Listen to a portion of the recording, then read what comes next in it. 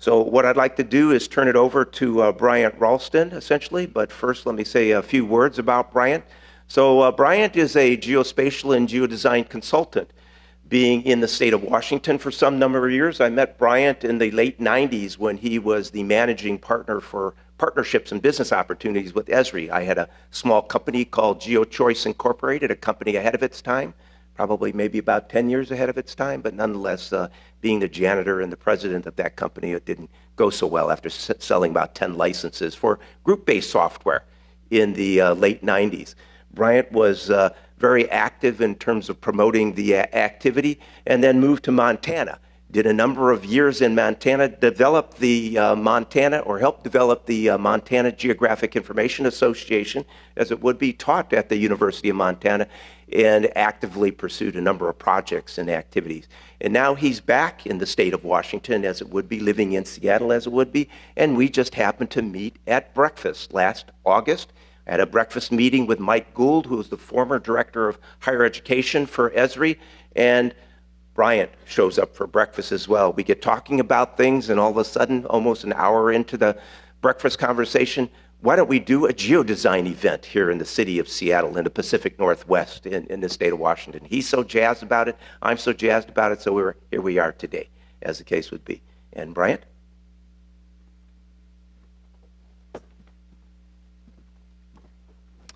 Thanks, Tim. Morning, everybody. So I have a pretty loud voice, but I'll go ahead and use this augmentation system here. I also want to welcome everybody to the event. Thanks for coming out. I guess maybe I should apologize to some of you, as I was the annoying Pacific Northwest Geodesign Forum spam guy, sending out an email to really make this a community event. So for that, I guess my spamming days for geodesign are pretty much over. So as Tim had mentioned, I'm serving as the Master of Ceremonies, and as trained as a geographer, I was always told that we were Jack of all trades, Master of none. But regardless, I will try to be the Master of Ceremonies and keep everybody on time today and whatnot. So it's my job now to kind of warm everybody up and open up our minds and get ourselves ready for really a full day of learning and networking. And that's a real important thing, I think, with a technology as broad as geospatial, and certainly as broad as the whole concept and emerging concept and methods of geodesign. So I'm going to run into my my little Prezi. I've decided that I'm going beyond PowerPoint. So this presentation, I'm going to be using Prezi. So let's see here. So I'm going to give you, essentially, I'm a big fan of Fareed Zakaria in this GPS show, so he always gets to do his take. Well, I'm going to do a quick my take on geodesign here. So, again, taking and dissecting the term geodesign, which actually was probably the biggest challenge for me actually convincing people to show up today, was just the reaction of, what the heck is geodesign? So we have to kind of admit to ourselves that this is a new term. But if we dissect it and take a look at the first part of the term, obviously, that has to do with geo, and literally means of the earth. And of course, we also add a number of terms and sort of co-join terms to this for all kinds of fun stuff. Obviously, geography and the study of Earth, and geocaching, fun things like that, geoprocessing, geoanalytics, and one of my favorite subjects, actually, geopolitics. The second thing we dive into, of course, is design. And for a geographer, this is a little more difficult because we, again, aren't considered a design discipline. But when I introduced geodesign as a concept to the students that I was teaching in the fall of 2012, they really, really got excited. And I guess I credit them with helping to sort of light the fire, or the bug of geodesign kind of bit me from that. So, one of the promises of geodesign is that it will help reduce the long-standing, I would argue, artificial separation between the science disciplines and the design disciplines. So this is the kind of thing that I really, really like to do in terms of, take on a multidisciplinary challenge. So when I take a look at design and dissect design, for me it comes into to something just called I squared. And so the first I of this really is about intention, and the idea that the process of design embeds an intention or purpose to create an outcome either more desirable, functional, beautiful, or sustainable. So a couple of examples of that. On a large scale, if I'm operating as my own backyard designer, which I am right now, I'm working with intent and a little cajoling from my wife to make my garden more beautiful with flowers and more functional and sustainable by growing some of my own vegetables. On the mid-scale, as an example, a transportation planner creates a design with the intent of widening a section of road based upon results from a future land use and transportation demand model to reduce traffic congestion and better serve the citizens.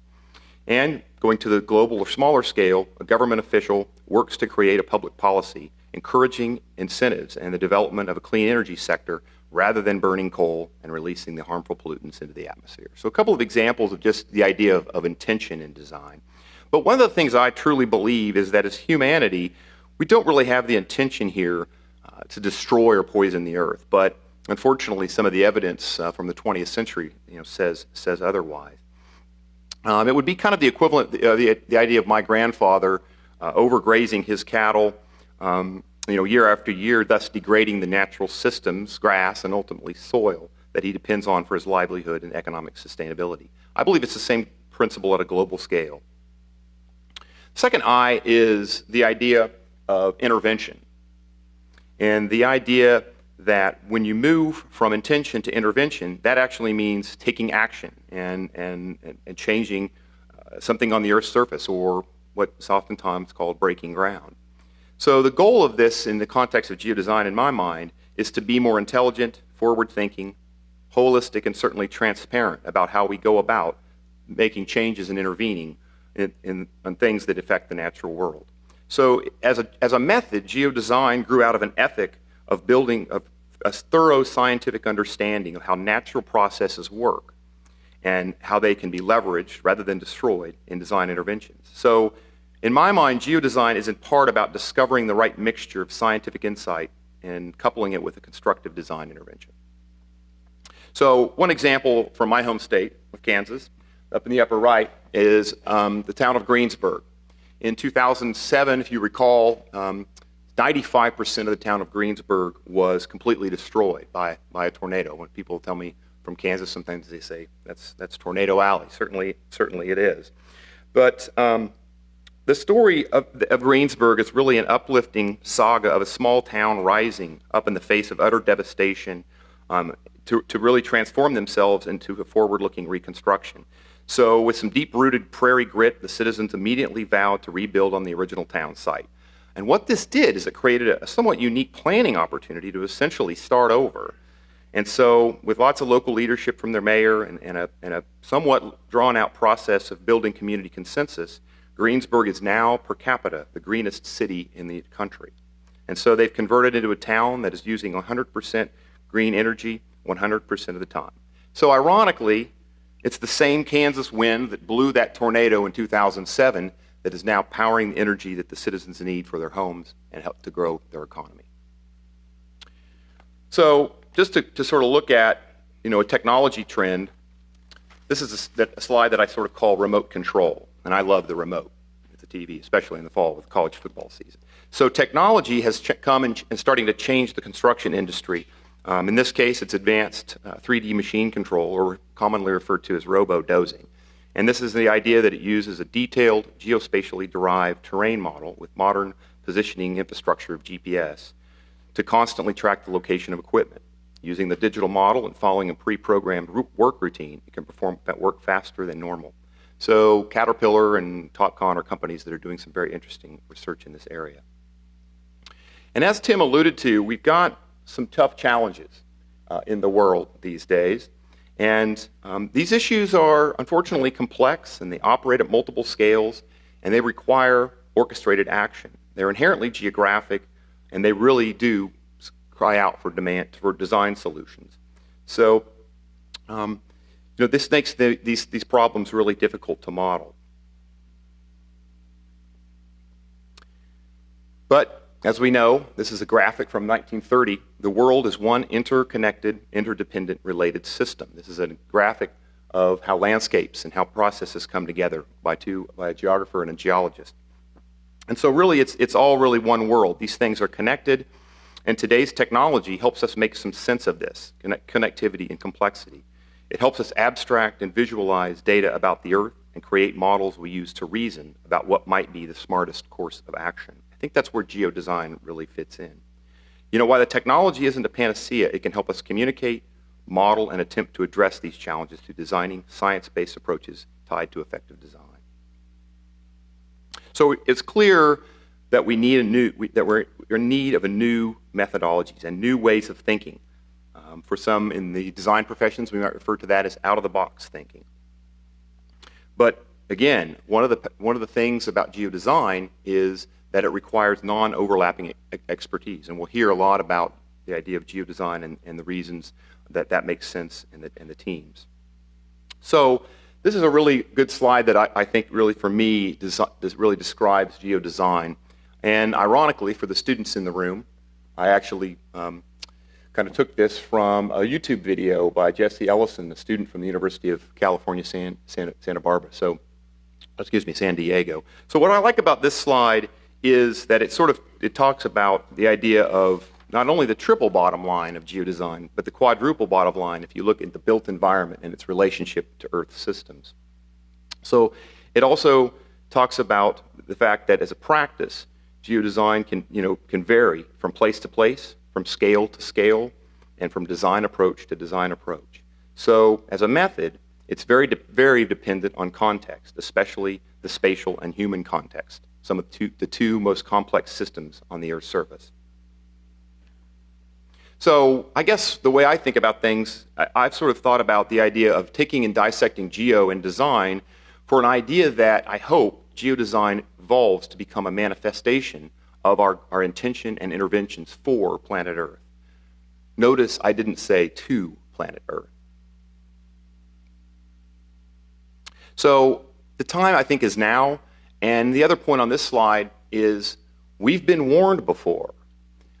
If you really get into geodesign, you're eventually going to get to a very famous ecologist and landscape architect named Ian McCarr. And he came out with a book in 1969 that really, really rattled the academic world. It's called Design with Nature. So a couple of rhetorical questions here, I think, to kind of guide our thinking and today's activities. If not now, when? And if not us, who? These are important questions, and I think maybe a more important question is this one. And I'll just let you think about this as the day goes on. So there's really no time to waste. The other really good quote, I think, for being a business person, whoops, let me keep this going here, I don't want to make you guys dizzy, is the idea that geodesign not only makes sense for the planet, it also makes sense for business. So in Ian's biography, Quest for Life from 1996, this was his quote. I love the part that says, "Nothing beats the combination of righteousness and profit."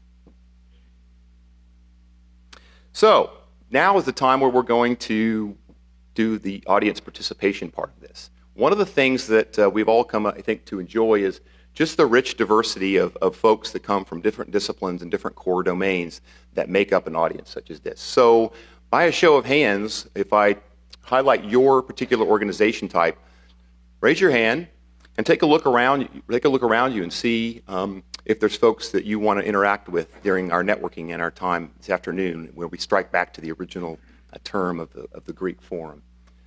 So, first but definitely not least, raise your hand if you're a student. Okay. Definitely a lot more name tags of students out there that are going to be coming in, hopefully. Right. Yes, you are first for a reason, right? We are passing on to you, hopefully, a method that you will use in the future. I know for me, I got very inspired when my geography students reacted the way that they did to just a simple introduction to geodesign. They just said, this is what we want to do. Okay, federal government. We have some folks from the federal government in the room? All right, great, thanks for coming. What about some energy companies? I know there's some folks doing some renewable energies that are here. Excellent, thanks for coming. It's very important, appreciate you attending. All right, some tribal government. Do we have some tribal? Okay. Wonderful. Excellent. Thanks for taking the time to come. All right, is anybody from the state of Washington, state government here? Nada. Oh, okay. Okay, I'll remember that. Yeah, we can. Excellent. All right, academic faculty. All right. So, this is a big one. Design professions. Thanks for coming. I think my outreach, again, I apologize for spamming, but I'm glad it worked. Okay, private consultants. Local government. Thanks for coming. It's good. All right, emergency management professionals. All right, gotcha, Jeff. All right, GIS professionals. All right. Developers, both land developers and software developers. Developer and software, all right. Excellent. Thought I'd put them both in. That was a community I was trying to get to, really. I'm glad to see some land developers are here for. NGOs. All right. Conservation groups. I know they might be one and the same. Excellent. Okay.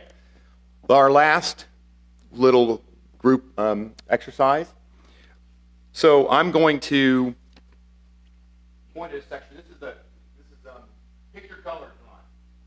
So raise your hand if you're in this blue. Okay.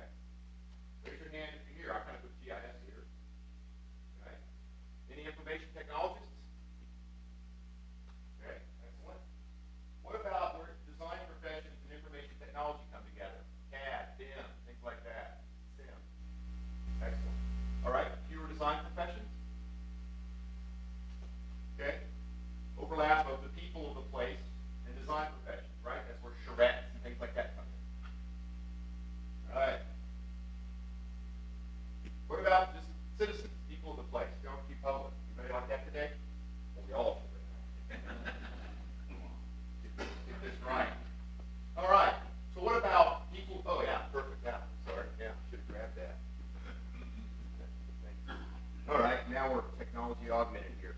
What about this section right here, where design professions, geographic sciences come together?